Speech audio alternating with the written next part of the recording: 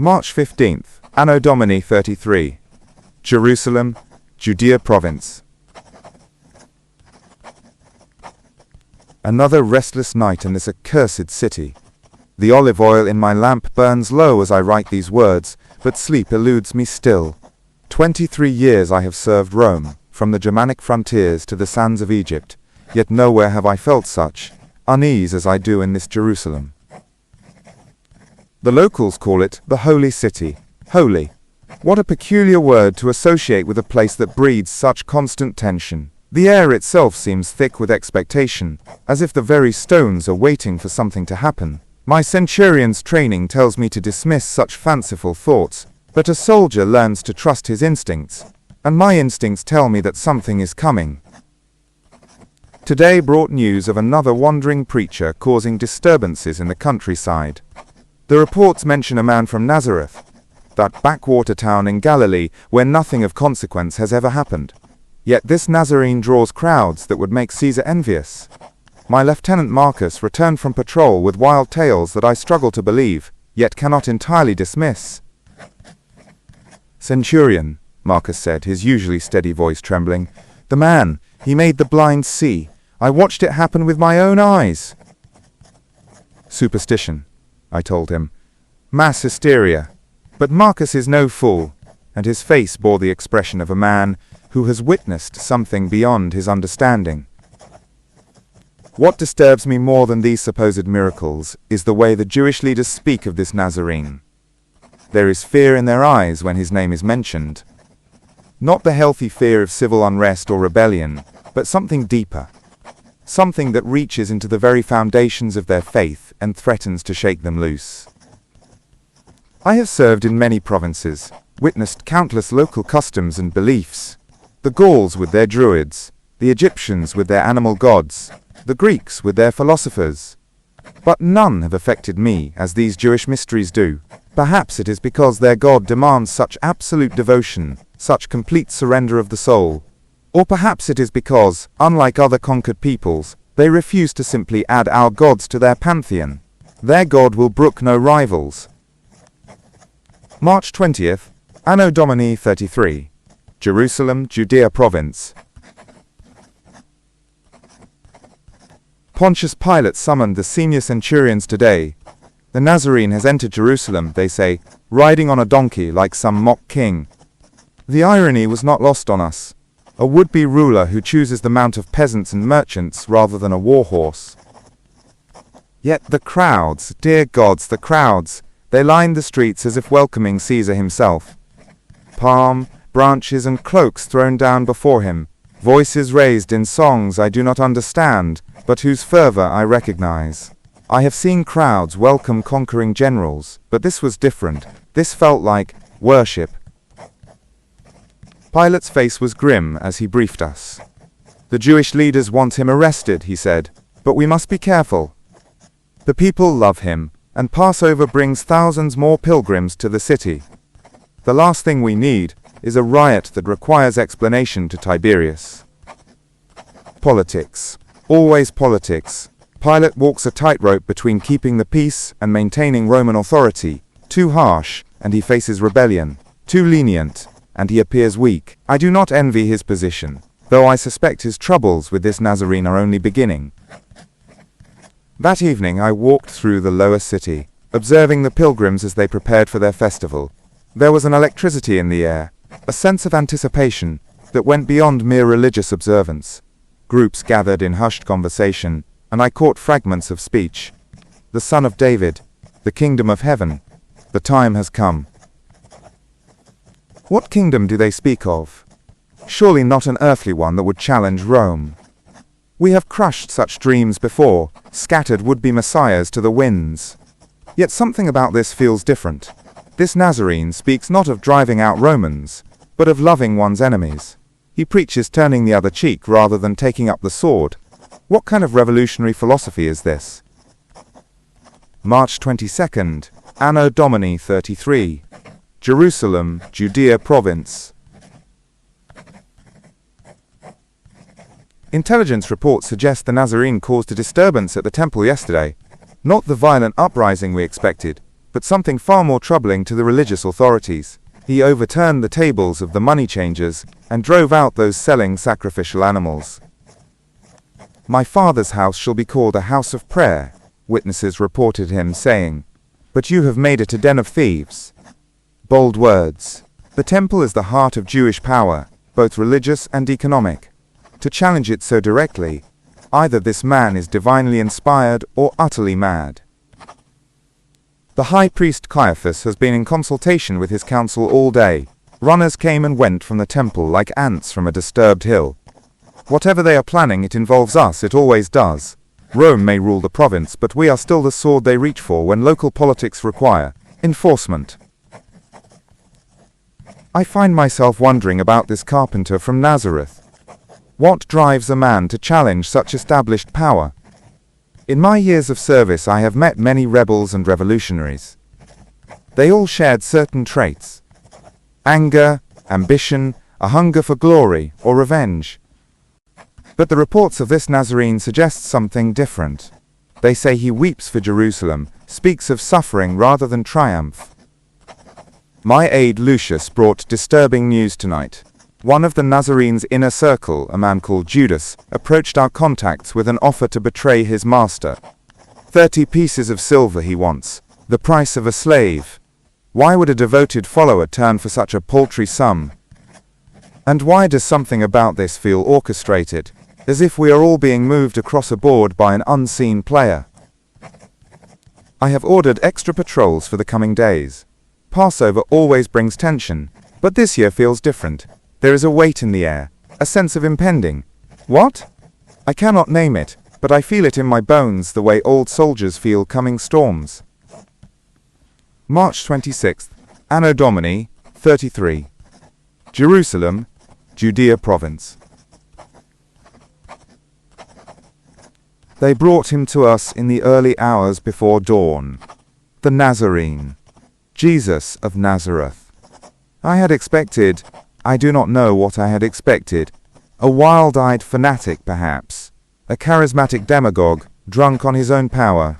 Instead, I saw a man who looked as if he had not slept in days, whose eyes held a sadness deeper than any I have witnessed on countless battlefields. The Jewish leaders were practically frothing at the mouth in their eagerness to see him condemned. "He claims to be king of the Jews," they insisted. "He blasphemes against God. He threatens to destroy the temple." Yet for all their accusations, they could produce no witnesses to actual sedition against Rome. Pilate questioned him privately while we waited in the courtyard. I have seen the governor interrogate many prisoners, and he is skilled at extracting information. But when he emerged, his face was troubled in a way I had rarely seen. "I find no fault in this man," he announced, though his voice lacked conviction. The crowd that had gathered outside was unlike any I had seen. These were not the same people who had welcomed Jesus with palm branches days before. This mob was angry, organized, their chants coordinated as if rehearsed. "Crucify him! Crucify him!" they shouted with a ferocity that seemed to surprise even the Jewish leaders who had summoned them. Pilate tried to deflect.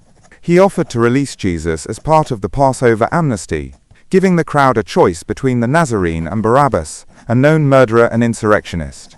Surely, he thought, they would choose to free the innocent man over the guilty one. But crowds are strange beasts, and this one bayed for the blood of the peaceful preacher while demanding freedom for the violent criminal. I watched Pilate's face as the reality of the situation became clear. Political necessity would compel him to condemn an innocent man to satisfy a bloodthirsty mob. The irony was not lost on any of us. Rome, which prided itself on justice and law, was about to execute a man whose only crime was inconveniencing the local religious establishment. "I wash my hands of this man's blood," Pilate declared, calling for a basin of water in a gesture that fooled no one. His hands might be symbolically clean, but the order would come from his lips, and Roman soldiers would carry it out. In the end, we are all complicit in the machinery of empire. The sentence was pronounced, death by crucifixion. A slave's death for a man who had never raised a weapon against Rome. As the crowd dispersed, satisfied with their morning's work, I caught sight of Jesus' face one last time. There was no hatred there, no desperate plea for mercy, only a strange kind of acceptance, as if this outcome had been foreseen and embraced. March 27th, Anno Domini 33, Jerusalem, Judea Province. The scourging began at dawn, 40 lashes minus 1, as prescribed by Jewish law, though Pilate's order carried no such limitation. My soldiers are efficient in their cruelty. They have had much practice in the arts of Roman punishment. Yet as I watched the leather thongs tear into the Nazarene's flesh, I found myself turning away more than once. He did not cry out. Not once. I have seen hardened legionaries scream themselves hoarse under far less punishment, but this carpenter from an insignificant village endured each blow in silence. His only sounds were the sharp intake of breath, and the whispered words that sounded almost like prayers. Was he praying for strength? For deliverance? Or, God's help us, for his tormentors? The soldiers fashioned a crown from thorn branches, long spikes that drew blood as they pressed it onto his head. They threw a purple cloak over his torn shoulders and placed a reed in his bound hands, mockingly hailing him as King of the Jews. It should have been a moment of dark humor, but something about his dignity under their abuse made their laughter sound forced and hollow. I gave the order for the crossbeam to be tied to his shoulders. The wood was heavy, nearly 6 feet long, and smoothed by the hands of countless condemned men who had carried it before him. He struggled to rise under its weight, his legs unsteady from blood loss and exhaustion. Yet he stood, and he began to walk. The road to Golgotha winds upward through Jerusalem's narrow streets. Under normal circumstances, it is perhaps a 20-minute walk for a healthy man. But carrying the instrument of your own execution, already weakened by torture, it becomes a journey through all the circles of hell. The crowds lined the route as they always do for crucifixions. Some came to mock, others to satisfy their morbid curiosity. But scattered among them I noticed women weeping, men with faces etched in grief. These must be his followers, I realized. How it must torment them to watch their teacher's final walk and be powerless to intervene.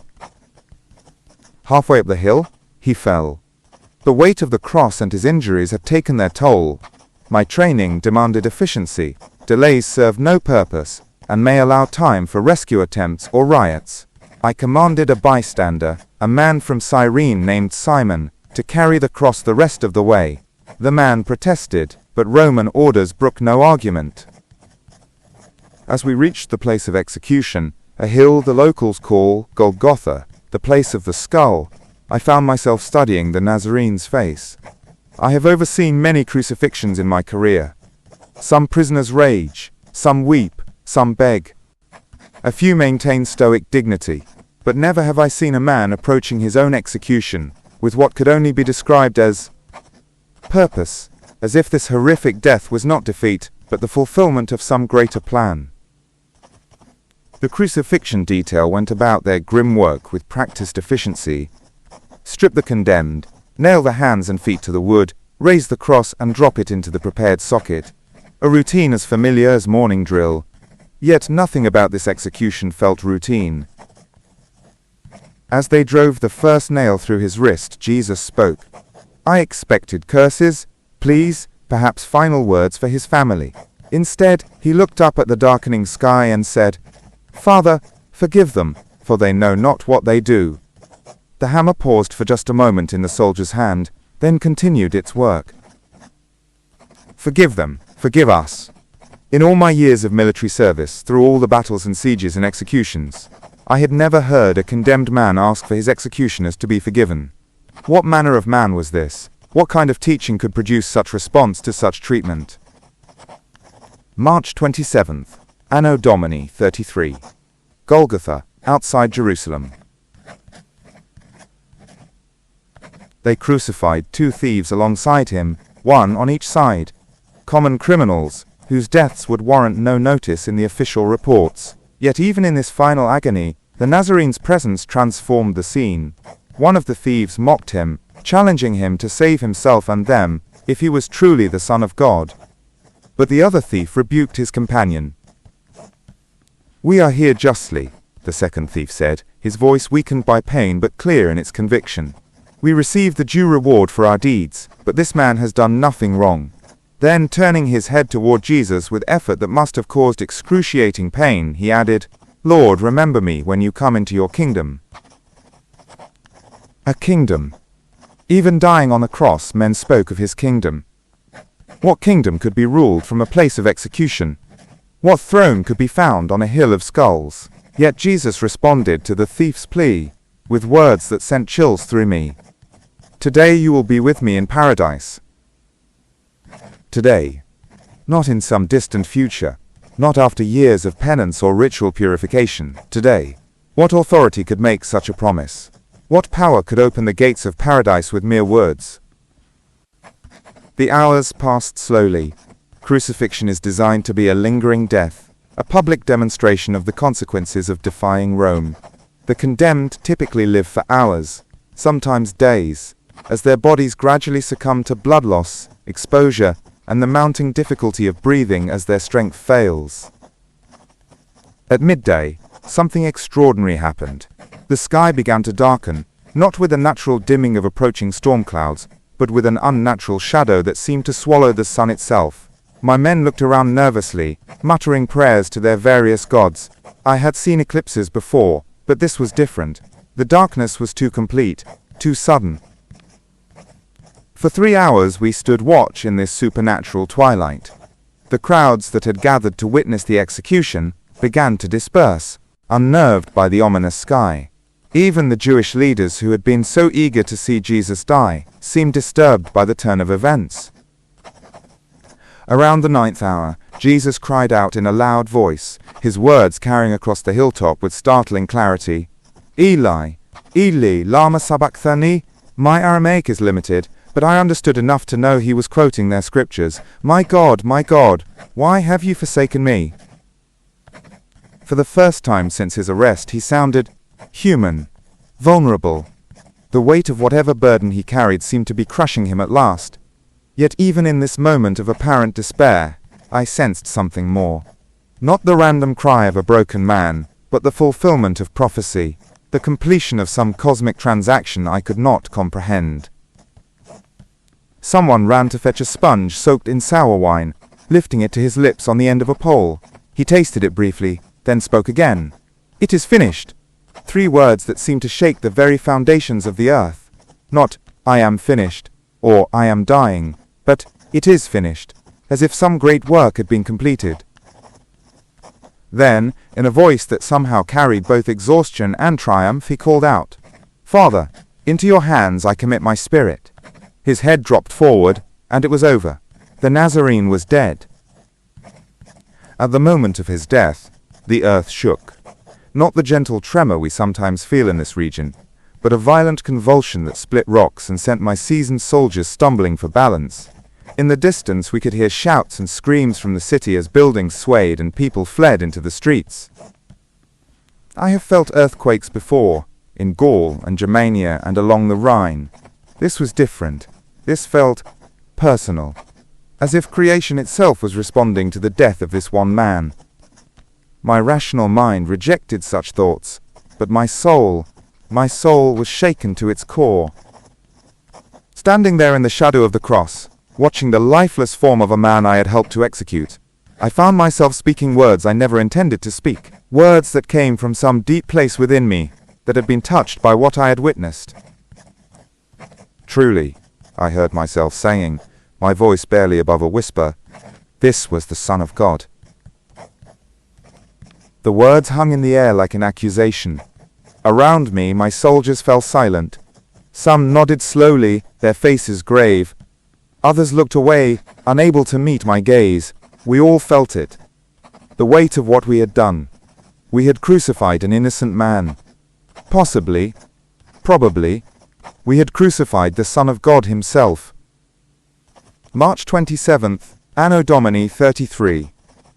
Evening. Jerusalem, Judea Province. The law requires that bodies not remain on crosses during the Sabbath, especially during Passover.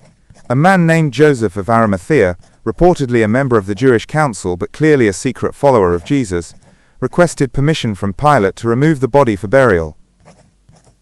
Pilate was surprised that Jesus had died so quickly. Crucifixion victims often linger for days. He summoned me to confirm the death, and I assured him that the Nazarene had indeed expired. There was no doubt. I have seen enough death to know its presence. Joseph came with another man, Nicodemus, carrying an enormous quantity of burial spices, myrrh and aloes worth a small fortune. Why would they invest such wealth in the burial of a condemned criminal, unless of course they believed him to be something more than a criminal? We helped them remove the body from the cross. I had handled countless corpses in my military career, but touching the body of Jesus was different. Even in death, there was a dignity about him that commanded respect. We wrapped him in clean linen cloths with the spices, according to Jewish custom, and placed him in Joseph's own tomb, a new sepulchre carved from rock. As we rolled the heavy stone across the entrance, I found myself wondering if this was truly the end. In life, Jesus had spoken of rising again, of destroying the temple and rebuilding it in 3 days. His followers had believed these words, though they seemed like the ravings of a madman to rational minds. Yet standing there in the gathering dusk, watching the final seal being placed on the tomb of the Nazarene, I could not shake the feeling that we had not witnessed an ending, but a beginning. The earthquake, the darkness, the tearing of the temple veil that we heard about later, all suggested that something of cosmic significance had occurred on that hill. That night, sleep eluded me completely. Every time I closed my eyes, I saw his face, not contorted with pain as I had expected, but peaceful, purposeful, as if he was exactly where he intended to be. I rose and walked the parapets of the Antonia fortress, looking out over the sleeping city and wrestling with thoughts I could not silence. Had we just executed an innocent man? Certainly. Had we crucified a holy man? Quite possibly. But had we killed the actual Son of God? The question tormented me. If Jesus was who he claimed to be, then we were guilty of the greatest crime in human history. If he was not, then why did I feel as if the very foundation of reality had shifted beneath my feet? March 30th, Anno Domini 33. Jerusalem, Judea Province. Dawn of the third day brought chaos. The tomb guards came running to the fortress before sunrise, their faces white with terror, stammering out an impossible report. The stone had been rolled away. The body was gone. The tomb was empty except for the grave clothes, lying there as if the body had simply vanished from within them. My first thought was grave robbers, though what they would want with a crucified criminal's corpse was beyond me. My second thought was that his followers had stolen the body to create the illusion of resurrection. But the guards swore that no one had approached the tomb. They spoke of blinding light, of figures like lightning, of being struck down by supernatural terror. I inspected the tomb myself. The massive stone, which had required several men to roll into place, lay yards away, as if tossed aside by giant hands. The grave clothes were undisturbed, still wrapped in the shape of a body but empty, as if the flesh had simply passed through them. Throughout that day, reports began to filter in from across the city. Jesus had been seen, alive, walking, talking, eating with his disciples. The reports were so numerous and came from so many different sources that they could not all be hallucinations or lies. I questioned several witnesses myself. A group of women claimed to have met him in the garden near the tomb. A man named Cleopas swore he had walked with Jesus for miles on the road to Emmaus, not recognizing him at first, but knowing him when he broke bread. The disciples, who had been hiding in fear since the crucifixion, now moved about the city with bold confidence, proclaiming that their master had risen from the dead. What was I to make of such claims? As a Roman officer, trained in logic and evidence, I should have dismissed them as the desperate fantasies of grieving followers. But I had seen too much. I had witnessed the manner of his death, the supernatural darkness, the earthquake. I had heard his words of forgiveness for his executioners. I had seen the empty tomb. More disturbing still was the change in his followers. These were the same people who had fled in terror when he was arrested, who had denied even knowing him when confronted by a servant girl. Now they spoke with authority, performed miracles of their own, and faced persecution with the same fearless dignity their master had shown. April 15th, Anno Domini 33, Jerusalem, Judea Province. 2 weeks have passed since the crucifixion, and the movement shows no signs of dying. If anything, it grows stronger daily. More reports of Jesus appearing to his followers, more converts joining their ranks, more miracles attributed to his name. Yesterday, I witnessed something that shook me to my core. One of the disciples, a fisherman named Peter, was preaching in the temple courts. This was the same man who had denied knowing Jesus 3 times on the night of his arrest. Now he stood before thousands, boldly proclaiming that Jesus was the Messiah, that he had been raised from the dead, that salvation was available to all who believed. But it was not his words that affected me most deeply. It was his face. Gone was the terror and confusion I had seen that night in Gethsemane. In its place was a peace, a certainty, a joy that seemed to radiate from within. This was not the face of a man perpetrating a hoax. This was the face of a man who had encountered the divine. 3,000 people responded to his message that day, requesting baptism and joining the growing community of believers. I watched from the shadows as Roman citizens and Jewish priests, slaves and merchants, young and old, all came forward to declare their faith in the crucified and risen Nazarene.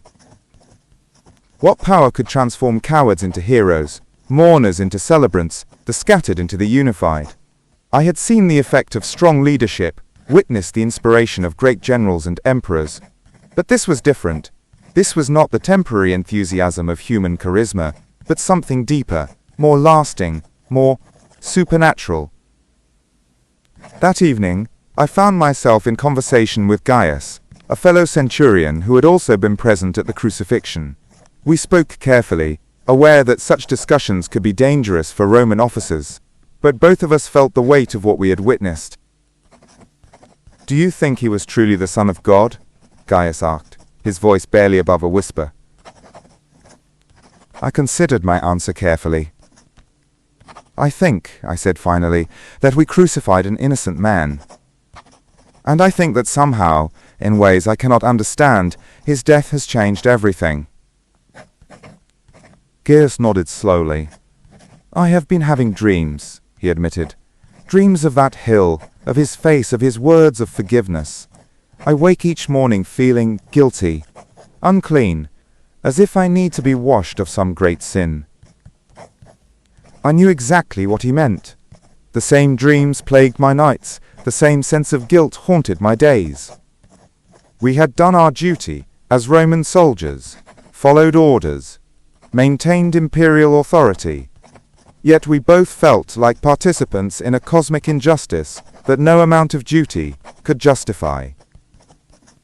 July 10th, Anno Domini 33, Jerusalem, Judea Province. The Christian movement, as they have come to call themselves, continues to grow, despite increasing persecution from the Jewish authorities. Yesterday, they stoned a young man named Stephen for preaching about Jesus. I was not present at his execution, but those who witnessed it reported that he died much as his master had, forgiving his killers and committing his spirit to God. What is it about this teaching that inspires such loyalty, such willingness to die rather than recant? I have seen men die for Rome, for honor, for family. But this is different. These people die with joy on their faces, as if death is not defeat but victory. I find myself studying their sacred writings, trying to understand the foundation of their faith. They speak of prophecies fulfilled, of a Messiah who would suffer and die for the sins of humanity, of resurrection and eternal life. Much of it seems fantastic to my Roman mind, yet the pieces fit together with startling precision. The prophet Isaiah, writing centuries before Jesus was born, described a servant who would be despised and rejected by men, a man of sorrows and acquainted with grief. He would be wounded for our transgressions, bruised for our iniquities, and by his stripes we are healed. The description matches perfectly what I witnessed on Golgotha. Could it be that this execution, which seemed so random and political, was actually the fulfillment of ancient prophecy? That the death of Jesus was not tragic accident but divine plan? The implications stagger me. If this is true, then I was not merely a Roman centurion doing his duty, but an instrument in the hand of God himself. September 2nd, Anno Domini 33, Jerusalem, Judea Province. A letter arrived today that has shaken me profoundly. It bears the seal of one called Peter, the fisherman who now leads the Christian community in Jerusalem. How he knew where to find me I cannot say, but his words pierce my heart like a sword. To the centurion who confessed that Jesus was the Son of God, it begins. Peace be with you, brother. I write to tell you that your words on that dark day brought light to many who heard them. Your testimony that Jesus was innocent, that he was divine, has been repeated throughout our community as evidence that even his executioners recognized his true nature. Brother, he called me brother. This man whose Lord I had helped crucify addresses me as family. The grace in those words overwhelms me. How can he offer such forgiveness? How can he see brotherhood where I see only guilt? The letter continues. You were chosen by God to be present at that moment, to witness the death and resurrection of our Lord, to speak truth when truth was needed. Do not carry the burden of guilt for doing what was necessary for salvation to come to the world. Jesus forgave you from the cross. Will you not forgive yourself? Chosen. He believes I was chosen. Not merely present by accident or military assignment, but placed there by divine providence to play a role in the greatest drama in human history. The thought both terrifies and comforts me. I have read and reread this letter dozens of times. Each reading reveals new depths of meaning, new layers of grace. This fisherman writes with the authority of one who has walked with God, who has seen beyond the veil of mortality into eternal truth. October 20th, Anno Domini 33, Jerusalem, Judea Province. I have made a decision that will change the course of my life. Tomorrow, I will seek out this Peter and request baptism into the Christian faith. The weight of what I witnessed, the truth of what I have learned, the grace offered in that letter, all of it compels me toward this step. My fellow officers think I have lost my mind. You would abandon the gods of Rome for the superstitions of a conquered people? Marcus asked when I confided my intentions. You would throw away your career, your pension, your future for a dead Jewish preacher. How could I explain to him what I had experienced? How could I make him understand that I had witnessed not death but transformation? That I had seen not the end of a movement but its beginning? That Jesus who died on that cross was more alive now than he had ever been in the flesh. He is not dead, I told Marcus, and the certainty in my own voice surprised me. Death could not hold him. I have seen the evidence, spoken to the witnesses. The tomb is empty, Marcus, empty. And his followers are not the broken, defeated people you would expect. They are transformed. Marcus looked at me with the expression men reserve for friends who have suffered too many blows to the head. Perhaps that is what I have suffered, a blow to my understanding of reality so profound that nothing will ever be the same again. Tonight, I walked the walls of the fortress one last time as a Roman officer. Tomorrow, I will walk a different path. The irony is not lost on me. I, who helped crucify the King of the Jews, am about to become one of his subjects. I, who enforced Roman law with sword and shield, am about to submit to a higher authority. What will my family think when word reaches them in Rome? What will my father, a veteran of the Germanic campaign, say when he learns his son has abandoned the eagle for the cross? Yet I cannot deny what I have seen, cannot unfeel what I have felt, cannot unknow what I now know. October 21st, Anno Domini 33, Jerusalem, Judea Province. I found Peter at dawn, teaching a small group of believers near the pool of Bethesda. When I approached, still wearing my centurion's armor, the group fell silent. Some stepped back in fear, others moved protectively closer to their teacher. But Peter smiled as if he had been expecting me. "You are the one who spoke truth at the cross," he said simply. It was not a question but a statement of recognition. You confessed what many could not see. You are welcome here, brother. That word again, brother. From the lips of a man whose Lord I had executed. How does such forgiveness exist? How does grace reach across such a chasm of guilt and pain? I knelt before this simple fisherman, this unlearned man who now spoke with the authority of heaven itself. "I want to follow him," I said, the words feeling strange on my lips. "I want to be baptized in his name. I want to be forgiven." Peter placed his weathered hands on my shoulders, and I felt something I had never experienced in 23 years of military service. Peace. Not the peace of victory or the peace of rest after battle, but a deep, soul-penetrating peace that seemed to wash away years of accumulated guilt and blood. "You were forgiven at the moment you spoke truth," Peter said gently. "Jesus heard your confession of faith even as he hung dying. You have been carrying a burden that was already lifted, brother." The baptism took place at the Jordan River, that same river where Jesus himself had been baptized by John the Baptist. As I descended into the water, still struggling to remove my armor with hands that shook from emotion rather than cold, I felt the weight of my old life falling away piece by piece. When Peter lowered me beneath the surface, I thought of another kind of death. The death I had witnessed on Golgotha. The death that had somehow become life for all who believed. And when I rose from the water, gasping and streaming, I understood in a way that no words could express that I was no longer the same man who had descended. The other believers welcomed me with tears of joy, these people who had every reason to hate Roman soldiers, who had watched their Lord die at Roman hands. Yet they embraced me as family, shared their bread with me, prayed for me with the same fervor they showed for their dearest friends. That afternoon I returned to the fortress to tender my resignation. Pilate received the news with barely concealed disgust. "You are throwing away a distinguished career for the delusions of fanatics," he said coldly. "I hope your new God proves more reliable than your old loyalty to Rome." Perhaps he was right about my career. 23 years of faithful service, countless battles, decorations for valor, all of it abandoned for faith in a crucified carpenter. By any worldly measure it makes no sense. Yet as I walked away from the fortress for the last time, I felt lighter than I had in years.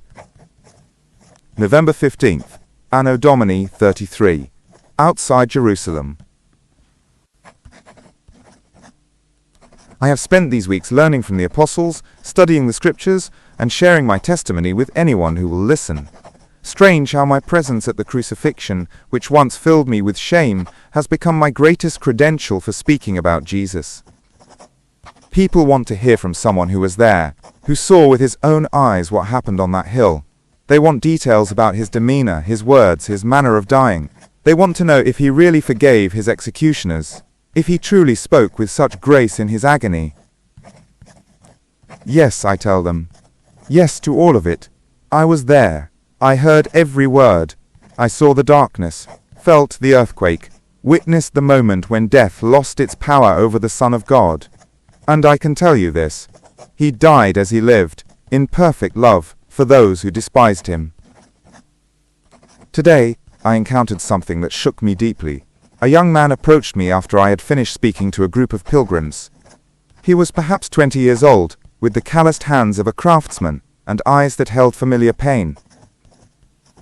"Centurion," he said quietly, "I am the son of Simon of Cyrene, the man you commanded to carry the cross." My blood turned cold. Here was the son of the man I had pressed into service for that terrible duty. What accusation would he bring? What curse would he speak? But the young man's next words left me speechless. "I want to thank you," he said. "My father has spoken of that day countless times. He says carrying the cross was the greatest honor of his life. It brought him to faith in Jesus. Our whole family believes now because of what happened on that road." Honor. He called it honor.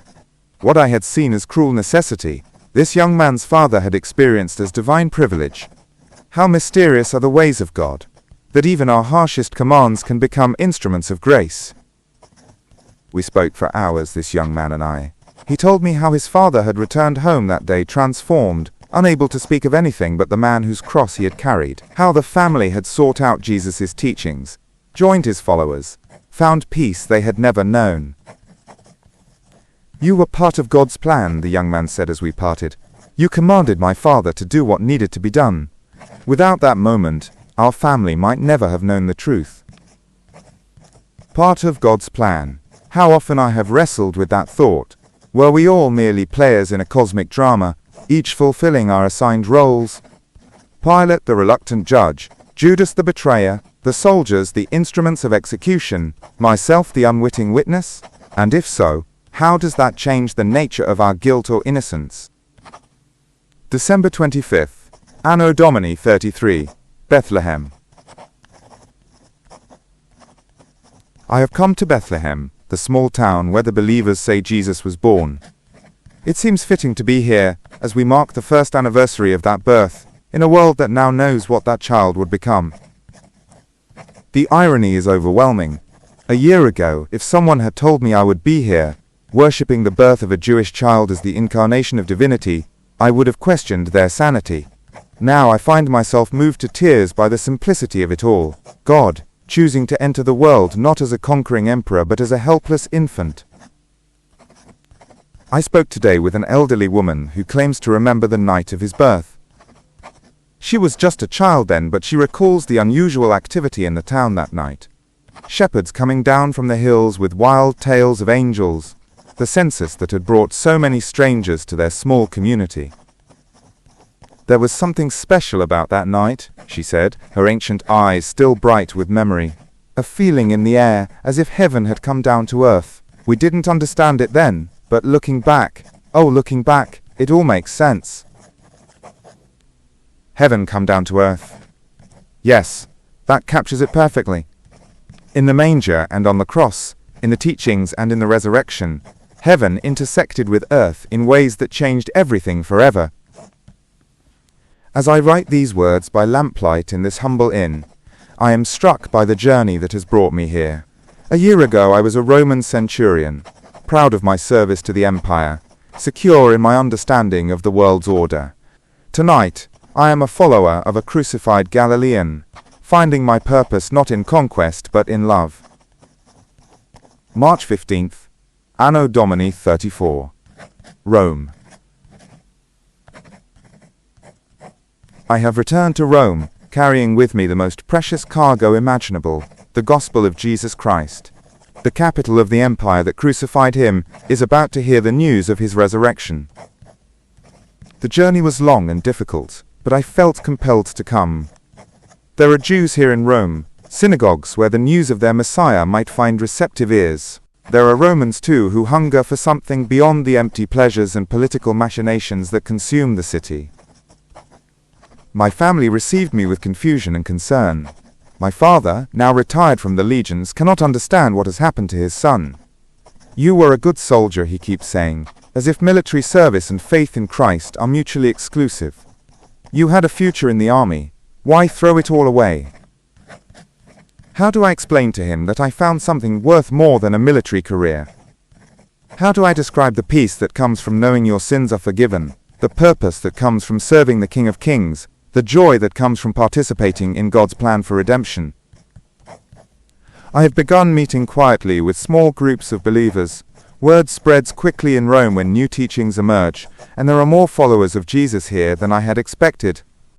Former slaves who found freedom in his message, merchants who discovered honesty was more profitable than deception, even a few former soldiers like myself who learned that true strength comes not from the sword but from love. Each time I share my testimony, I relive that day on Golgotha. The memory is both pain and blessing. Pain for what we did, blessing for what it accomplished. I described the dignity with which Jesus faced death, the forgiveness he offered his executioners, the earthquake that shook the world when he breathed his last. "You were there," they always say, wonder in their voices. "You actually saw him die and rise again." Yes, I was there. Not by my choice, not by my design, but by the mysterious providence of a God who uses even the instruments of evil to accomplish good.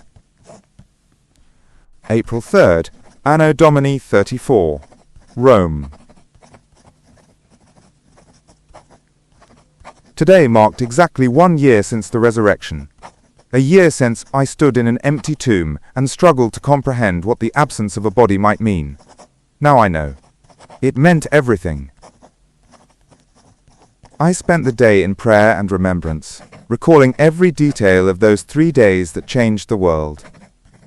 The arrest in the garden, the trials before the Jewish leaders and Pilate, the scourging and mockery, the long walk to Golgotha, the crucifixion itself, and finally the empty tomb. A fellow believer, a man named Aquila, who works as a tent maker, joined me for the evening meal. We broke bread together in remembrance of the Lord's sacrifice, as has become our custom. As we shared the simple meal, I was transported back to that hillside where Jesus spoke of forgiveness, even as nails pierced his flesh. "Do you ever regret it?" Aquila asked, as we talked late into the night. "Do you ever wish you had not been chosen for that duty?" The question haunted me. Did I regret it? Did I wish I had been assigned elsewhere that day, spared from the guilt and the glory of participating in history's most significant moment? No, I found myself saying, surprising myself with the certainty in my voice. No, I do not regret it. It was the most terrible and the most wonderful day of my life. Terrible for what we did to an innocent man. Wonderful for what God accomplished through that injustice. I would not change it, even if I could. Aquila nodded thoughtfully. "Perhaps that is the greatest miracle of all," he said, "that God can take our worst moments and transform them into his greatest victories. That he can use our very sins as instruments of salvation." Yes, perhaps that is the greatest miracle, not just that Jesus rose from the dead, though that defies all understanding. Not just that he forgave his killers, though that transcends human nature, but that he used the act of killing him to accomplish the very salvation he came to provide. July 20th, Anno Domini 35, Rome. The Christian community in Rome grows daily, though we must be careful. Emperor Tiberius tolerates foreign religions as long as they do not threaten public order, but there are those among the nobility who view any new teaching with suspicion. I have been asked to record my testimony in writing, to preserve the account of an eyewitness to the crucifixion and resurrection. Others have begun collecting the sayings of Jesus, the stories of his miracles, the testimonies of those who knew him personally. Someday these accounts may be all that remain of those who walked with the Lord. As I write, I am acutely aware that my words may be read by people who will never have the privilege of speaking with someone who was present at Golgotha. To them I want to say this: what we witnessed was real. The death was real, the resurrection was real, the transformation of his followers was real. I was not a believer when I oversaw his execution. I was a skeptical Roman officer, trained to value evidence over emotion, facts over faith. Yet the evidence compelled me to confess that this man was the Son of God.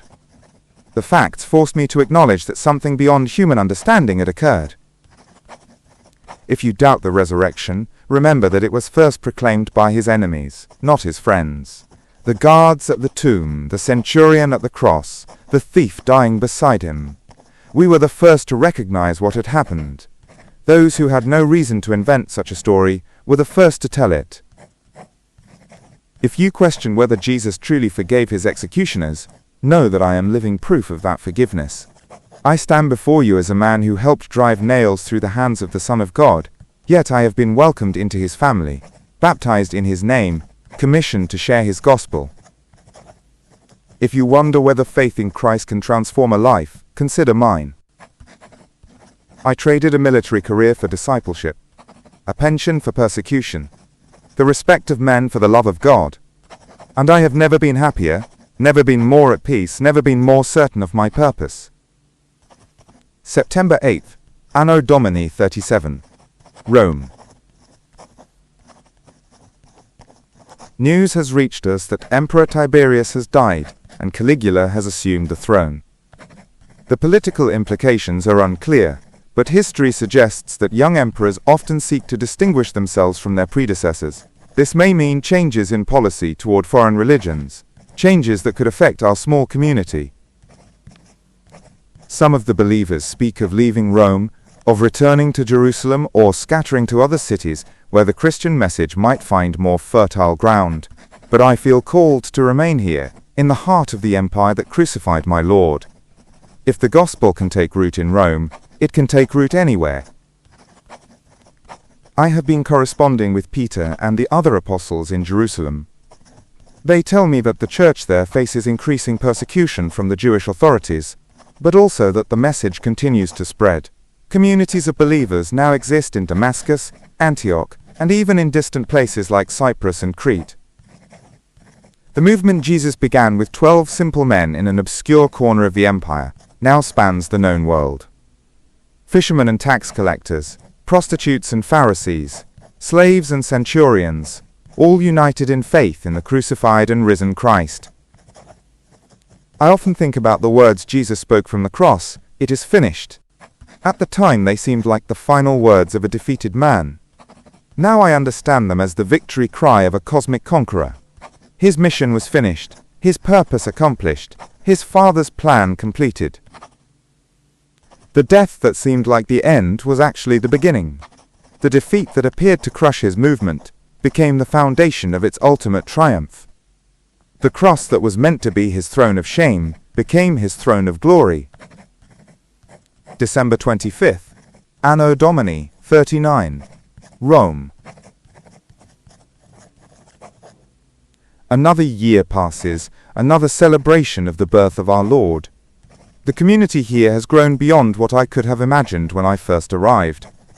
We now number in the hundreds, meeting in homes throughout the city, sharing the gospel with anyone who will listen. My own role has evolved from that of a simple convert to something approaching leadership. My background as a centurion, my presence at the crucifixion, my testimony of transformation, these things carry weight in a city that values authority and evidence. Yet I am always careful to point beyond myself to the one whose death and resurrection made my transformation possible. I am not the message, I am merely the messenger. The power is not in my words, but in the gospel they proclaim. Today, a remarkable thing happened. A young Roman officer, perhaps 25 years old, sought me out after I had finished speaking to a group of believers. He reminded me painfully of myself at that age. Proud, confident, secure in his understanding of how the world worked. "Is it true?" he asked without preamble. "Did you really help crucify this Jesus? And do you really believe he rose from the dead?" I looked into his eyes and saw the same hunger I had felt, the same searching for something beyond the hollow victories of military life. "Yes," I told him simply, "to both questions. And he can change your life just as completely as he changed mine." We talked for hours, this young centurion and I. I told him about duty and conscience, about the difference between following orders and following Christ, about the peace that comes from serving a king whose kingdom is not of this world. When he left, I saw in his face the same struggle I had experienced years ago, the battle between old loyalties and new truths, between the comfortable certainties of military life and the challenging demands of faith. I pray that he will find the courage to make the choice that transformed my life, the choice to lay down the sword of human authority and take up the cross of divine love. March 27th, Anno Domini 40, Rome. 7 years have passed since that day on Golgotha, and still the memory burns as bright as ever. If anything, the passage of time has only deepened my appreciation for what I witnessed, my gratitude for the role I was permitted to play. I am no longer young. The years of military service, followed by the challenges of Christian ministry, have taken their toll. My hair is grey now, my hands show the effects of age and hard use. Yet my spirit has never been stronger, my faith never more certain. The young centurion I spoke with last year has indeed become a believer. He was baptized 3 months ago, and has begun sharing his own testimony with his fellow officers. The pattern continues, one witness leading to another, one transformation inspiring another.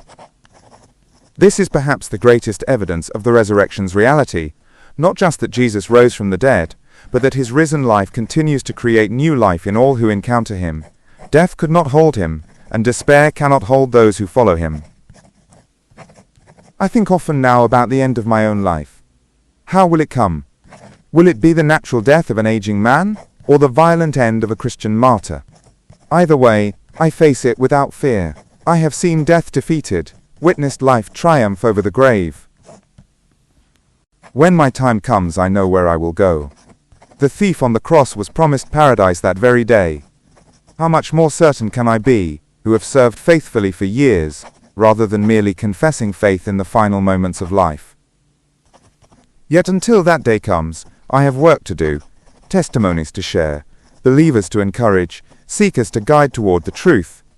The commission Jesus gave to his followers extends to all who claim his name. Go into all the world and preach the gospel.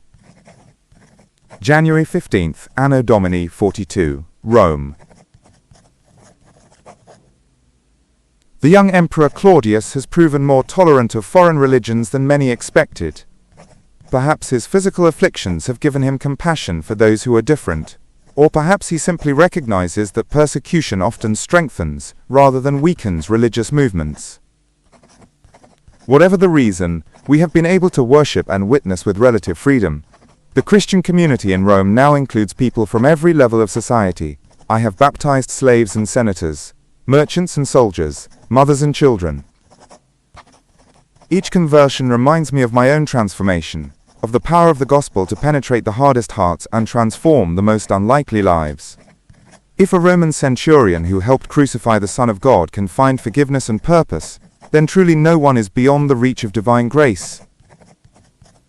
I received word today that troubles are increasing for the church in Jerusalem. King Herod Agrippa has begun persecuting the apostles. James, the brother of John, was executed by sword. Peter was arrested, but miraculously escaped from prison. The irony is bitter. Herod seeks to curry favor with the Jewish leaders by attacking the very people who proclaim their Messiah. Politics and religion intertwine in deadly fashion, just as they did during Jesus' trial and execution. Yet the gospel continues to spread. Every act of persecution seems to scatter believers like seeds on the wind, taking the message to new places where it takes root and grows. The blood of martyrs truly is the seed of the church. I find myself wondering if I will live to see the gospel reach the ends of the earth, as Jesus promised it would. Already there are reports of believers in Britain, in Ethiopia, in India. The message that began in a stable in Bethlehem and was completed on a cross outside Jerusalem now circles the globe. June 10th, Anno Domini 44, Rome. My health has been declining these past months. The physician tells me my heart is weakening, that my time grows short. Strange how such news brings not fear but relief. I am tired. Tired in a way that sleep cannot cure, weary with the accumulated weight of years. Yet I am also eager. Eager to see the face I glimpsed in agony transformed by glory. Eager to hear the voice that spoke forgiveness from the cross raised in songs of triumph. Eager to fall at the feet of the King the first helped to crucify, and served faithfully ever since. I have been putting my affairs in order, ensuring that these writings will be preserved for future generations. My testimony must not die with me. Others must know what happened on that hill, must understand the cosmic significance of that day's events. The young believers here have become like sons and daughters to me. They gather around my bedside each evening, listening to stories of the crucifixion and resurrection, asking questions about details they want to remember correctly. Tell us again about the earthquake, they say. Describe once more the look in his eyes when he forgave you. Each telling seems to reveal new facets of the truth, new depths of meaning in events that changed not just my life, but the destiny of the world. I have lived long enough to see Christianity begin its transformation from a Jewish sect to a universal faith. The barriers between Jew and Gentile, slave and free, male and female, are crumbling under the power of the gospel. In Christ we truly are all one. September 23rd, Anno Domini 44, Rome. These may be among the last words I write. My strength fails more each day, and the physician shakes his head gravely when he examines me. Yet my spirit soars with anticipation of what lies ahead. I have lived to see the fulfillment of Jesus' promise that his disciples would be witnesses in Jerusalem, Judea, Samaria, and to the ends of the earth. The gospel that I helped to proclaim in Rome has taken root throughout the empire and beyond. Last night I dreamed once more of Golgotha. But this time, the dream was different. Instead of the darkness and horror I remember, there was light. Brilliant, overwhelming light that seemed to emanate from the cross itself. And instead of agony on Jesus' face, there was peace, purpose and love beyond description. I woke with tears streaming down my face, but they were tears of joy rather than sorrow. For the first time I truly understood what he meant when he said, "It is finished." The work of redemption was complete, the price of sin was paid, the way to eternal life was open for all who would believe. To those who will read these words in years to come, I leave this testimony. I was there, I saw him die, and I know he lives. I helped to crucify him, and he transformed me into his servant. I was an instrument of his death, and he made me a witness to his resurrection.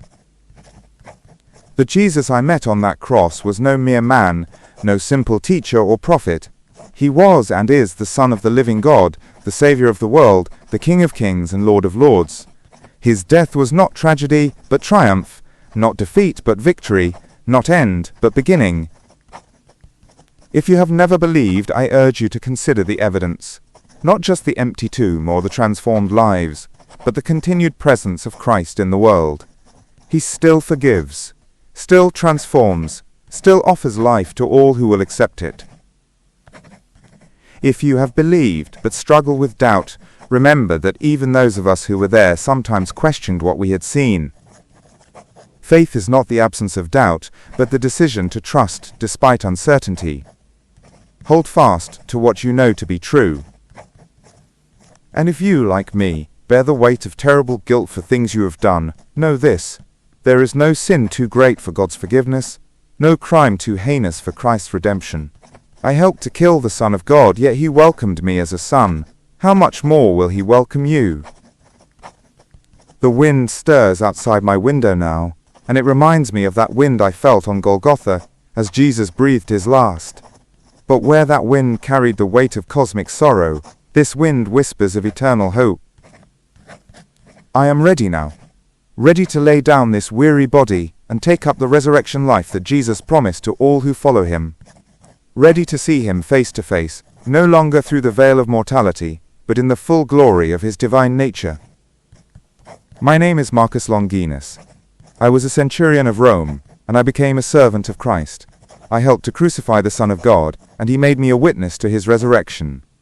This is my testimony, written with my own hand in the final hours of my life. May all who read these words find the same grace I found, the same peace I discovered, the same hope that now carries me to my eternal rest. The cross that once brought death has become the tree of life. The tomb that once held despair now echoes with victory songs. He is risen.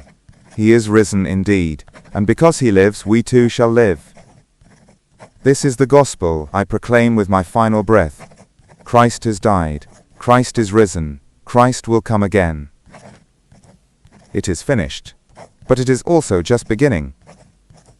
Forever and ever, Amen.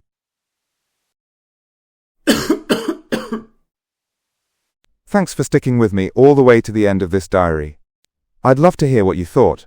Just drop a comment below. If this helped you in any way, a like and a subscription would mean a lot.